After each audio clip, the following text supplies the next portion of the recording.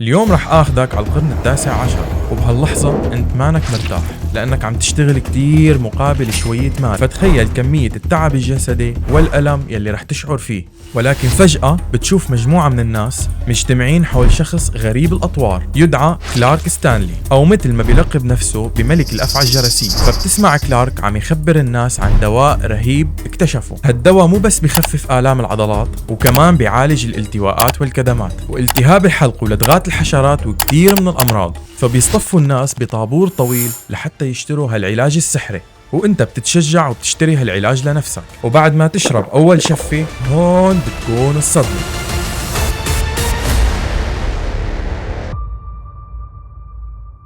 مرحبا يا جماعة، صارت معي حادثة شوي غريبة. أنا وعم أبحث بأحد المواقع طلعت لي رسالة تحذيرية غريبة مكتوب فيها احذر زيت الأفعى، هذا الموقع غير آمن. طبعا ممكن تكون هاي الرسالة ذات نفسها احتيالية، بس الشيء اللي جايب لكم إياه أعمق بكتير. برأيكم ليش اختار مصطلح زيت الأفعى سنيك أويل؟ خليكن معي لأنه القصة كتير مستفزة.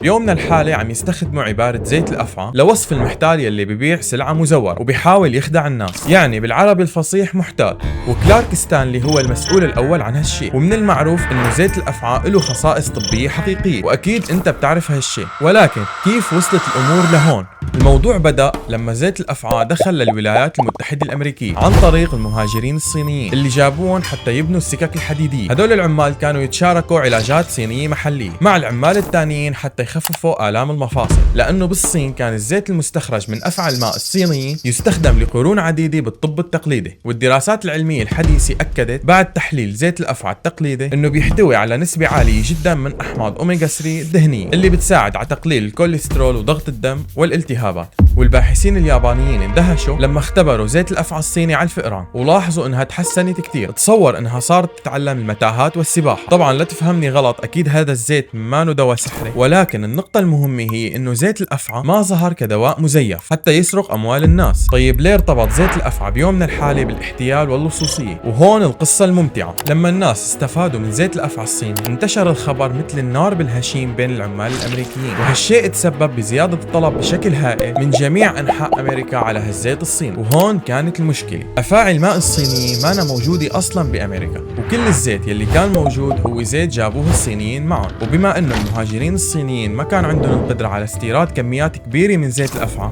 حتى يلبوا الطلب الضخم بالولايات المتحدة، شو بتتوقعوا كانت النتيجة؟ بما أنه كان الطلب على الزيت الصيني أكبر من العرض بكتير، هذا الشيء فتح الأبواب للمحتالين حتى يعملوا نسخة خاصة من زيت الأفعى، ولكن هالزيت كان مزيف. وهون بيظهر بطل هالحلقة، الدجال كلارك ستانلي، يلي لو بحثت عنه على النت رح تشوف تاريخ فظيع من الاحتيال. كلارك ستانلي واللي بيلقب نفسه ملك أفعى الجرس ادعى انه هو بالاصل من ولاية تكساس، وانه لما كان يشتغل كراعي بقر لاكثر من 10 سنين امضى جزء كبير من ثمانينات القرن التاسع عشر مع قبيلة الهوبي الموجودة بولاية اريزونا. وحكى انه القبيلة كانت تحبه كتير لدرجة انه وثقوا فيه وخبروه السر الخطير عن طريقة صناعة زيت الأفعى الاصلي الخاص فيهم. وشو كذب على الناس لسه؟ حكى للناس انه هو طور زيت قبيلة الهوبي وحوله لاقوى زيت أفعى بالسوق. قصة حلوة مو؟ ايه، بس بالنهاية هي قصة وما في أي دليل على هذا الكلام. وغالبا كلارك جاي مخصوص حتى يحتال بعد ما سمع إنه في طلب كتير كبير بأمريكا على زيت الأفعى الصيني. لهالسبب ابتكر نسخة مزيفة باستخدام الأفعى الجرسية بدل أفعى الماء الصينية. وطبعا الأفعى الجرسية كانت متوفرة بسهولة أكبر بأمريكا. وبعدها اخترع قصة حتى الناس تصدق وتشتري هذا المنتج. فكان يحكي إنك إذا كنت بتعاني من أي آلام بالمفاصل أو أمراض تانية، فالحل عندي زجاجة واحدة من مرهم زيت الأفعى من كلارك ستانلي رح تشفيه. وطبعا كان في بائع مشبوه عم يتصرف بنفس طريقة ستانلي بهديك الفترة، ويسافر بجميع أنحاء الولايات المتحدة حتى يروج لعلاج معجزي وينصب فيه على الناس. ولكن كلارك هو أول من استغل الطلب الكبير على زيت الأفعى تحديدا. يعني كان قبل كلارك في كتير محتالين يبيعوا خلطات عديمة الفائدة ويسموها أدوية، ولكن بطلنا كلارك كان تخصص زيوت. بتوقع هلا عرفتوا ليش سمى حاله ملك الأفعى الجرسية. وهون في معلومة كتير مهمة، إنه قبل إنشاء إدارة الغذاء والدواء الأمريكية كان بيع الأدوية فوضوي، بدون قواعد تنظيمية حقيقية. يعني أي شخص بإمكانه يبيع منتج ويدعي إنه هالمنتج فيه خصائص طبية بدون خوف من تدخل الحكومة. فبرأيك شو كانت النتيجة؟ يلي صار إنه رواد الأعمال يلي ما عندهم خطوط حمراء ولا أخلاق بدأوا يبتكروا أدوية سموها الأدوية الحاصلة على براءة اختراع، ودائما كانوا يتبعوا الأسلوب التسويقي نفسه بإنه هالأدوية خارقة وبتعالج مجموعة كبيرة من الأمراض. طيب هون في سؤال ذكي، معقول ما في حدا اكتشف هالاحتيال؟ بيأسفني خبرك إنه لا، ما حدا اكتشف هالخدعة بوقت، لأنه هالأدوية كانت تركيبتها سرية، ما في أي حدا بيعرف مكوناتها إلا البائع. يعني على الأغلب هي مجرد أعشاب عشوائية مع شوية فوائد طبية. طبعا صناعة الأدوية اللي حاصلة على براءة اختراع بدأت بإنجلترا بالقرن السابع عشر، وبدأ تصديرها للدول الثانية بالقرن التاسع عشر. وهون اجت الفرصة الذهبية للمحتالين بالولايات المتحدة الأمريكية، وفكروا إنه إذا صنعنا عقاقير وأدوية وسجلناها كبراءة اختراع وبيساعدنا كمشاهد زور بإثبات جودة هالأدوية، رح تصير مبيعاتنا أضخم وأرباحنا أكثر. وبدي فاجئك إنه شركة كوكاكولا المشهورة بدأت كواحدة من هالأدوية الحاصلة على براءة اختراع. لحظة قبل ما نكمل الفيديو، اشترك بالقناة وحط لايك وفعل زر الجرس، ويلا نكمل. بسبب براءات الاختراع السوق صار فيه عدد ضخم من البائعين والأدوية، وكل بائع بيستخدم نفس الطريقة ونفس الدعاية إنه هو صاحب المنتجات الأفضل. يعني المضاربة والمنافسة ازدادت، وهالشيء أبدا ما بيناسب شخص كتير ناجح بالمبيعات مثل كلارك ستانلي، يلي اجتمع هو وكتير من بائعي الأدوية يلي معهم براءات اختراع وناجحين بتسويق الأدوية، وفكروا بأسلوب كتير ذكي، وهو إنه ستانلي وبقية البائعين كان عندهم شيء واحد مشترك، وهالشيء هو عرض المبيعات الأقرب للأداء المسرحي. فكانوا يدخلوا للمدينة ويفتتحوا متجر بالشوارع الرئيسية ويجمعوا حشد من المتفرجين ويقدموا عرض بيشبه العرض المسرحي لجذب الجمهور وإغراء الناس حتى يشتروا منتجاتهم. وكانوا جدا حريصين على نجاح المشهد يلي كان جزء منه كرنفال والجزء الثاني عرض مبيعات. فاستخدموا تكتيك ذكي وشائع بين بائعي الأدوية الحاصلة على براءات اختراع، وهالتكتيك هو وضع ناس مزيفين بين الحشود حتى يأكدوا على نجاح المنتج من خلال تجربتهم الشخصية ويشجعوا الناس على تجربة المنتج بنفسه. وكانوا هالناس المأجورين يساعدوا البائعين مثل ستانلي مقابل انه يحصلوا على حصة من اموال المبيعات. ولما بينتهي العرض وبيبيعوا كميات كبيرة من هالدواء المزيف بينتقلوا البائعين من مدينة لمدينة تانية وبيكرروا نفس الخدعة بمكان جديد.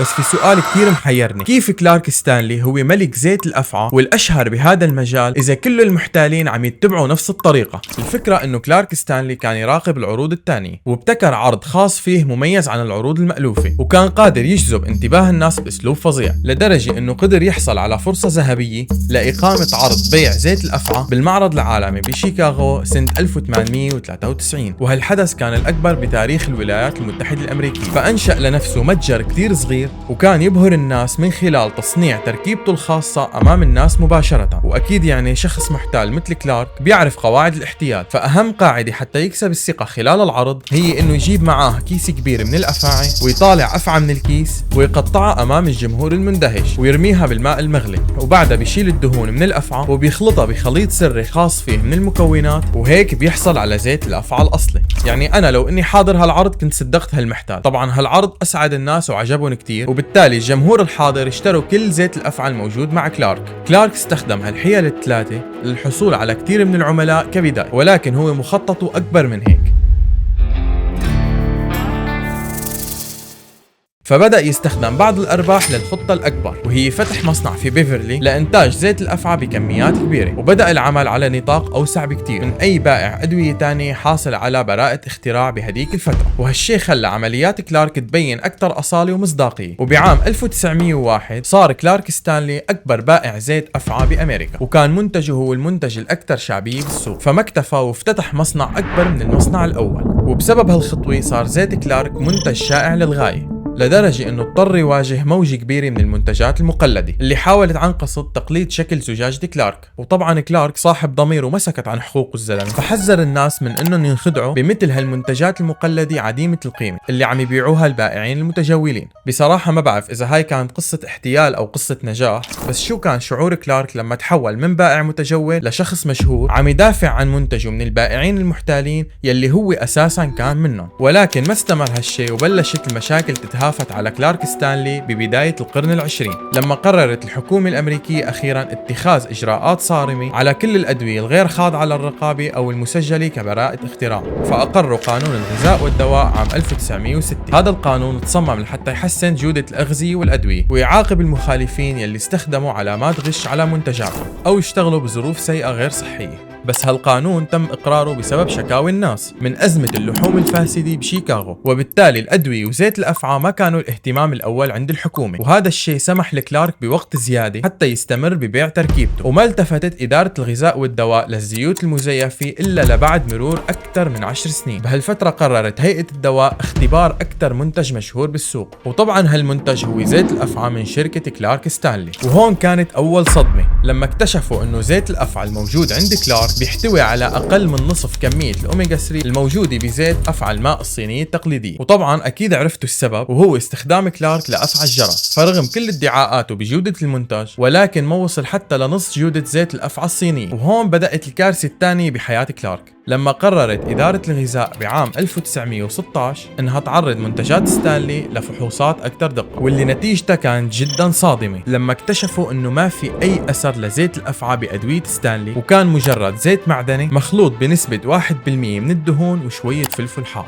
وقليل من الكافور والتربنتين حتى يعطيه رائحة مميزة، وبالتالي ما في أي فوائد صحية لهذا المنتج. وكل التحسن يلي شعروا فيه الناس كان على الأرجح نتيجة لتأثير الدواء الوهمي والنفسي. وهون اجا وقت المحاكمة والحساب يلي رح تفاجئك كتير. الشيء اللي الناس ما بيعرفوه هو انه كلارك ستانلي كان متهم ببيع زيت الافعى المغشوش، ولكن لما فحصوا المنتج ما كان في اي اثر لزيت الافعى. هذا الشيء كان لصالح ستانلي، فتم اتهامه بتهمتين. الاولى هي الاحتيال ببيع منتج للناس على انه بيحتوي على زيت الافعى، والاتهام الثاني هو استخدام شعار زيت الافعى على العبوات. فتم تغريم كلارك ستانلي ب$20 بسبب الاحتيال، واللي بتساوي اليوم حوالي $600 على ما اتوقع بسبب التضخم. وتركوا ستانلي للحرية حتى يعيش بالأموال الضخمة اللي حصل عليها من العروض الاحتيالية وبيع الأدوية بشوارع أمريكا. ورغم هيك مصطلح زيت الأفعى مستمر ليومنا هاد، وممكن لسه يعيش لسنين طويلة. لا تنسى تشترك بالقناة وانتظر الفيديو الجاي، رح يكون كتير خرافي.